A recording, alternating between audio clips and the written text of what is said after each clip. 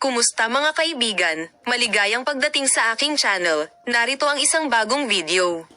Sina Engin Akurek at Tagbabuyek Usten, na kilala bilang ang pinakamahal na mag-asawa sa mundo, ay dumating sa unahan sa isang hindi inaasahang desisyon sa pagkakataong ito.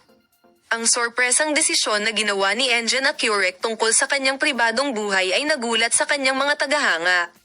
Ito ay inaangkin na ang Tagbabuyek Usten ay lumuha. Narito ang mga detalye ng insidente na ikinagulat ng mundo ng magazine. Sinabi ni Engin Akurek sa kanyang malapit na bilog na gusto niyang magpahinga sandali sa lahat ng kanyang mga panayam at proyekto at magretiro.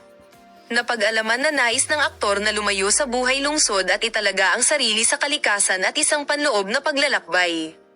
Ang dahilan ng desisyong ito ay ang matinding stress na nararanasan ni Engin kamakailan at ang kaguluhan sa kanyang pribadong buhay. Sabi ng isang malapit na kaibigan ng sikat na aktor, gustong pag-isipang muli ni Engin ang kanyang buhay. Gumawa siya ng isang radikal na desisyon na lumayo sa pinagmulang lungsod, malayo sa atensyon ng media at lahat ng kaguluhan.